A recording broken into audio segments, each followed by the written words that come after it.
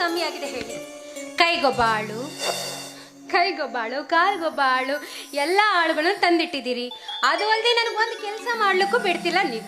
ಅಂಥದ್ರಲ್ಲಿ ನಿಧಾನಕ್ಕೆ ಇನ್ನೇನ್ರಿ ನಿಧಾನಕ್ಕೆ? ನೋಡು, ಇಂಥ ಸಮಯದಲ್ಲಿ ಗಂಡನಾದವನು ಹೆಂಡತಿಯನ್ನ ಕಾಳಜಿ ಮಾಡ್ಲೇಬೇಕು. ನೋಡು, ನೀನ್ ಇಷ್ಟದಾಗೆ ನೋಡು, ಮನೆಯನ್ನೆಲ್ಲ ಸಿಂಗಾರ ಮಾಡಿದ್ದೀನಿ, ಬಂಧು ಬಳಗದಲ್ಲಿ ಎಲ್ಲರಿಗೂ ಹೇಳಿದ್ದೀನಿ. ಎಲ್ರಿಗೂ ಹೇಳಿದ್ರ? ಹಾಗೆ ನನ್ನ ಜನತೆಗೂ ಕೂಡ ಕರೆ ಕಳಿಸಿದ್ದೀನಿ. ಹೌದಾ? ಈಗ ಸಂತೋಷ ಆಯ್ತು ತಾನೇ ನಿನಗೆ? ಸಂತೋಷ ಆಗ್ತಿದೆ ಅಂತ ಕೇಳ್ತಾ ಇದ್ದೀರಲ್ರಿ, ಇದಕ್ಕಿಂತ ಸಂತೋಷ ಇನ್ನೇನ್ ಬೇಕು? ಹೆಣ್ಣು ಬಯಸೋ ಎಲ್ಲಾ ಆಸೆಗಳನ್ನ ಗಂಡನಾದವನು ಪೂರೈಸಬೇಕಾದ್ರೆ ಇದಕ್ಕಿಂತ ಆಸೆ ಇನ್ನೇನ್ ಬೇಕ್ರಿ? ಮೇಲಾಗಿ ಈ ಊರಿಗೆ ಧರ್ಮ ರಕ್ಷಣೆಯನ್ನು ಮಾಡುತ್ತಾ ಬಂದಿದ್ದಲ್ರಿ. ಗಂಡ ಹೆಂಡತಿ ಸಂಸಾರ, ಈ ಸಂಸಾರಕ್ಕೂ ಕೂಡ ನೀವು ರಕ್ಷಣೆ ಕೊಡ್ತಾ ಬಂದಿದ್ದೀರಿ ಅಂದಾಗ ನಿಮ್ಮಂತಹ ಪತಿಯನ್ನು ಪಡೆದ ನಾನೇ ಪುಣ್ಯವಂತೆ. ಅದು ಅಲ್ಲದೆ ಹಿಂದಿನ ಕಾಲದಿಂದಲೂ ನಮ್ಮ ಮನೆತನದಲ್ಲಿ ಏನೇ ಕಾರ್ಯ ನಡೆದ್ರು ಬಡ ಜನರಿಗೆಲ್ಲ ಕರೆಸಿ ಅವರಿಗೆ ಊಟ ಉಪಚಾರ ಮಾಡಿ ಉಡುಗೊರೆಯನ್ನು ಕೊಡ್ತಾ ಬಂದಿರೋದು ನಮ್ಮ ಹಿಂದಿನ ಕಾರ್ಯದಿಂದ ನಡ್ಕೊಂಡ್ ಬಂದ ರೀತಿ. ಅದೇ ರೀತಿ ನೀವು ಕೂಡ ನಿಭಾಯಿಸಿದ್ದೀರಿ. ನಾಳೆ ಹುಟ್ಟಿ ಬರ್ತಾನಲ್ಲ ಈ ಭೂಪ, ಇವನು ಕೂಡ ಮುಂದುವರಿಸ್ಕೊಂತ ಹೋಗ್ತಾನೆ ಅಲ್ವೇನ್ರಿ? ಹೌದು ಕನಕವತಿ, ನಿನ್ನ ಆಸೆ ಹಾಗೆ. ನಾಳೆ ದಿನ ನಮ್ಮ ಮಗ ಹುಟ್ಟಿದವಾಗ ಅವನನ್ನು ಧರ್ಮ ಕಾರ್ಯದಲ್ಲೇ ನಡೆಸಬೇಕು. ಮತ್ತೆ ಅವನನ್ನು ಚಿಕ್ಕ ವಯಸ್ಸಿನಿಂದಲೇ ಒಳ್ಳೆ ವಿದ್ಯಾವಂತನನ್ನಾಗಿ ಮಾಡಬೇಕು. ಅಷ್ಟೇ ಅಲ್ಲ, ಭೂಪ ಆಚೆ ಬರ್ತಾನಲ್ಲ, ಆ ಸಮಯ ಹೇಗಿರುತ್ತೆ ಗೊತ್ತಾ? ಹೇಗಿರುತ್ತೆ? ಆ ವಾತಾವರಣವೆಲ್ಲ ಶಿವಶರಣರ ಬಾಯಿಂದ ಮಂತ್ರೋಚ್ಚಾರಣೆ, ವೇದ ಉಪನಿಷತ್ತುಗಳ ಪಠನೆಗಳನ್ನ ಮಾಡ್ತಾ, ಪಾಠ ಪ್ರವಚನಗಳನ್ನ ಮಾಡ್ತಾ, ಈ ಬೆಳಕು ಅವನ ಭೂಮಿ ಮೇಲೆ ಬೀಳ್ತಾ ಇದ್ದ ಹಾಗೆ ಅವನಲ್ಲಿ ಧರ್ಮದ ಚಿಲುಮೆ ಹಾಗೆ ಚಿಮ್ಮಬೇಕು. ಹಾಗೆ ವ್ಯವಸ್ಥೆ ನಾನು ಮಾಡ್ತೀನಿ. ಆಯ್ತ್ರಿ. ಈಗ ನಾವು ನೀವು ಇಷ್ಟಪಟ್ಟ ಹಾಗೆ ಗಂಡು ಮಗು ಹುಟ್ಟಿದ್ರೆ ಇನ್ನು ಪಾಡಾಯ್ತು. ಇನ್ನು ಹೆಣ್ಣು ಮಗು ಜನಿಸಿದ್ರೆ ಏನ್ ಮಾಡ್ತೀರಾ? ಹುಟ್ಲಿ ಬಿಡು, ಪರವಾಗಿಲ್ಲ. ಹೆಣ್ಣು ಮಗು ಹುಟ್ಟಿದ್ರು ಕೂಡ ಅವಳನ್ನ ನಮ್ಮ ಸಂಸ್ಕೃತಿ ಸಂಪ್ರದಾಯದ ನೆರಳಲ್ಲೇ ಬೆಳೆಸಿ ಒಳ್ಳೆಯ ವಿದ್ಯಾವಂತೆಯಾಗಿ ಮಾಡಿ ಈ ಸಮಾಜದಲ್ಲಿ ಸುಶಿಕ್ಷಿತ ಕನ್ಯೆಯಾಗಿ ಮಾಡ್ತೇನೆ.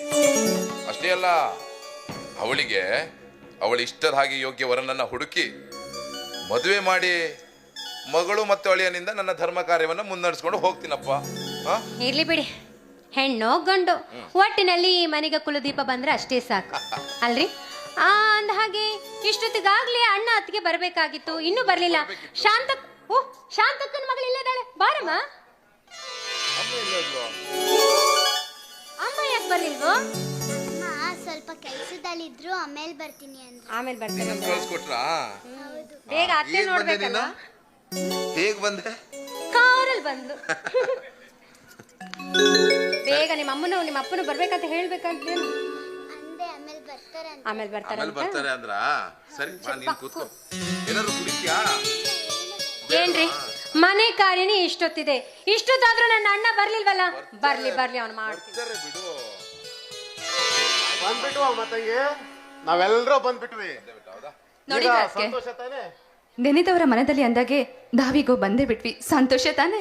ಸಂತೋಷ ಅಲ್ಲ ಅಣ್ಣ, ಇವತ್ತು ನಿನ್ನ ತಂಗಿ ಸೀಮಂತ ಕಾರ್ಯ, ಬೇಗ ಬರ್ಬೇಕು ತಾನೆ. ನೀನೇ ಇಷ್ಟು ಲೇಟ್ ಮಾಡ್ಕೊಂಡು ಬಂದ್ರೆ ಹೆಂಗಪ್ಪ? ಸ್ವಲ್ಪ ಕೆಲಸ ಇತ್ತಮ್ಮ. ನಿನಗೆ ಇವತ್ತೇ ಕೆಲಸ ಇರುತ್ತನಲ್ಲ? ಖುಷಿ ಆಯ್ತು, ನೀವು ಬಂದ್ರೆ ತುಂಬಾನೇ ಖುಷಿ ಆಯ್ತು. ನೋಡಮ್ಮ, ಅತ್ತಿಗೆ ಬಂದ್ಮೇಲೆ ನನ್ನನ್ನು ಮರ್ತೇ ಬಿಟ್ಟೆ ಹೇಗೆ ನೀನು? ನೋಡಮ್ಮ, ಈಗ ಸ್ವಲ್ಪ ದಿನದಲ್ಲಿ ಅಂದ್ರೆ 3 ತಿಂಗಳಲ್ಲಿ ನಮ್ಮ ಮನೆಯಲ್ಲಿ ಸೀಮಂತ ಕಾರ್ಯ ನಿಮ್ಮತ್ತಿಗೆದು.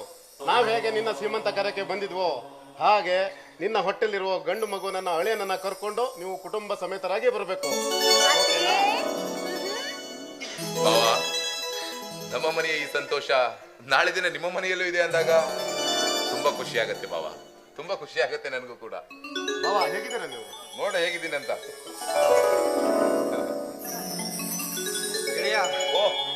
ಎಲ್ಲ ವ್ಯವಸ್ಥೆ ಮಾಡಿ ಬಂದಿರ? ಎಲ್ಲ ವ್ಯವಸ್ಥೆ ಮಾಡಿ ಬಂದೆ. ಇನ್ನು ಸ್ವಲ್ಪ ದಿನದಲ್ಲಿ ನಿಮ್ಮ ಮನೆಗೆ ಭೂಪ ಬರ್ತಾನೆ. ಇನ್ನು ಸ್ವಲ್ಪ ದಿನದಲ್ಲಿ ಸುಮತಿಯವರಿಗೆ ಏನಾದ್ರೂ ಹುಡುಗಿ ಆದ್ರೆ ಆ ಮನೆ ಹುಡುಗಿ ಈ ಮನೆಗೆ ಸೊಸೆಯಾಗಿ ಬರೋದಂತೂ ಪಕ್ಕ. ಹೌದಲ್ಲ? ನೋಡಿ, ಸ್ವಲ್ಪ ಬಾಯಿ ಮುಚ್ಕೊಂಡು ಸುಮ್ಮನೆ ಇರ್ತೀರಾ? ನಾನು ನೋಡ್ತಾನೆ ಇದ್ದೀನಿ, ಒಬ್ರಿಗೊಬ್ರು ಮಾತು ಕೊಟ್ಟು ಮಾತಾಡ್ತಾನೆ ಇದ್ದೀರಾ. ಅಲ್ಲ, ಕೂಸು ಹುಟ್ಟೋಕ್ಕಿಂತ ಮುಂಚೆ ಕುಲಾಯಿ ಬಾರಿಸಿರುತ್ತೆ. ನನಗಂತೂ ಕೇಳಿ ಸಾಕಾಗ್ಬಿಟ್ಟಿದೆ. ಅವಳಿಗಷ್ಟೇ ಅಲ್ಲ, ನನಗೂ ಹುಟ್ಟುತ್ತೆ. ಹೆಣ್ಣು ಮಗು ಹುಟ್ಟಲ್ಲ, ಅದು ಗಂಡು ಮಗುನೇ ಹುಟ್ಟೋದು. ಅರ್ಥ ಆಯ್ತಾ? ಇನ್ನೊಂದ್ಸಲ ಬಾಯಿಗೆ ಬಂದಂತೆ ಮಾತಾಡಿದ್ರೆ ಅದ್ರ ಪರಿಣಾಮ ನೆಟ್ಟಗಿರಲ್ಲ ಅಷ್ಟೇ. ಯಾಕೆ ಏನೋ ದೇವರ ದಯೆಯಿಂದ ಗಂಡು ಮಗು ಆಗ್ಲಿ ಅಂತ ಬೇಡ್ಕೊಳ್ತಾ ಇದ್ದಾರೆ. ಅವರಿಗೆ ಗಂಡು ಮಗು ಆದ್ರೆ ನಮ್ಗೆ ಅಳಿಯ ತಾನೆ. ಹಾಗೆ ನಮ್ಗೆ ಹೆಣ್ಣು ಮಗುವಾಗಿ ಅವರಿಗೆ ಗಂಡು ಮಗು ಆದ್ರೆ, ನಮ್ಗೆ ಗಂಡು ಮಗು ಆಗಿ ಅವರಿಗೆ ಹೆಣ್ಣು ಮಗು ಆದ್ರೆ ಅವಳು ನಮ್ಮ ಸೊಸೆ ಆಗ್ತಾಳೆ ತಾನೆ. ಅದಕ್ಕೆ ಯಾಕೆ ಸಿಟ್ಟು ಮಾಡ್ಕೊಳ್ತೀಯಾ? ರೀ ಮುಗಿತಾ ಅಥವಾ ಇನ್ನೂ ಇದೆಯಾ ನಿಮ್ ಪುರಾಣ? ಕೇಳಿ ಕೇಳಿ ಸಾಕಾಗೋಗುತ್ತೆ ಪ್ರತಿನಿತ್ಯ. ಅಲ್ಲ ರೀ, ನಾನು ಎಷ್ಟು ದಿನ ಅಂತ ನೋಡ್ತಾ ಇದ್ದೀನಿ. ಇನ್ನು ನನ್ನ ಹೊಟ್ಟೆನಲ್ಲಿ 3 ತಿಂಗಳಾಗಿ ನಾನು ಕೂಡ ಮಗು ಹೇರ್ತೀನಿ ಅನ್ನೋ ಪರಿಜ್ಞಾನ ನಿಮ್ ತಲೆನಲ್ಲೂ ಸ್ವಲ್ಪ ಇಟ್ಕೊಳ್ಳಿ. ಅದನ್ನ ಬಿಟ್ಟು 9 ತಿಂಗಳಾಗಿದೆ ಅಂದಿದ ತಕ್ಷಣ ನನಗೂ ಮಗು ಹುಟ್ಟಲ್ಲ ಅಂತ ತಿಳ್ಕೊಬೇಡಿ.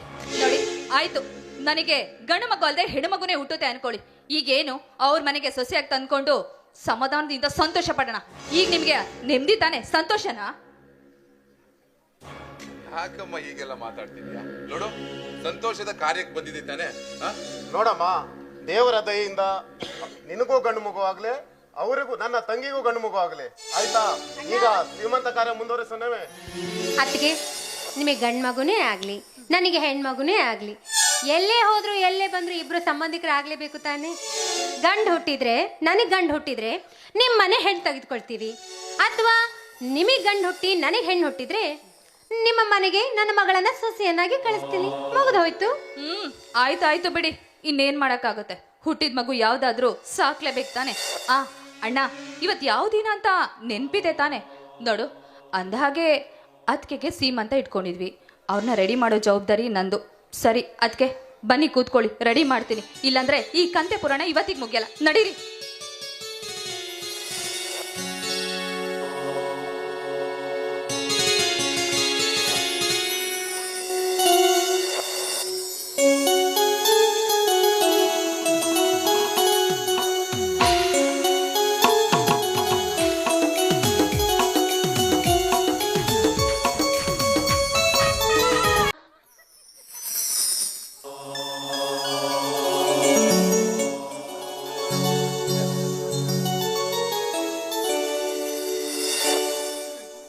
ಸಂತೋಷ ಆಯ್ತಾ? ತುಂಬಾ ಸಂತೋಷ ಆಯ್ತು. ಅದೇನ್ರಿ ನೀವು ಏನು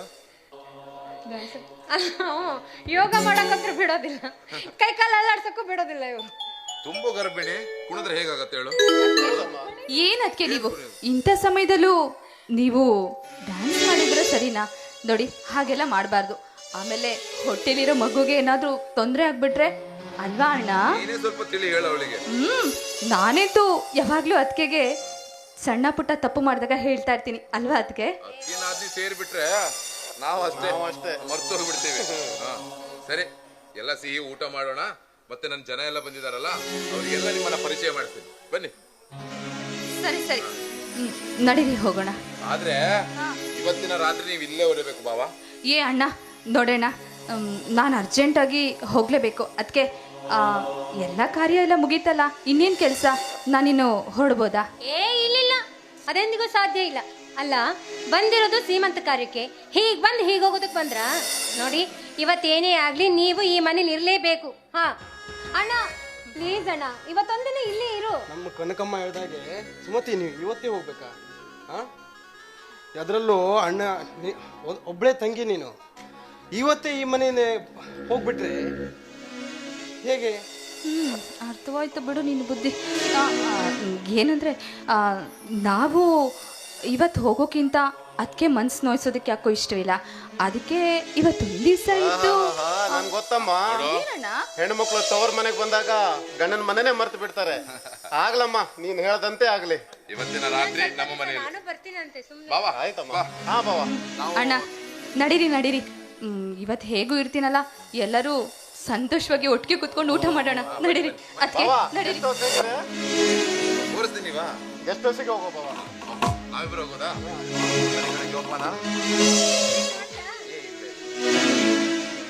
ಹೋಗ್ತಾನೆ ಅವನಲ್ಲಿ.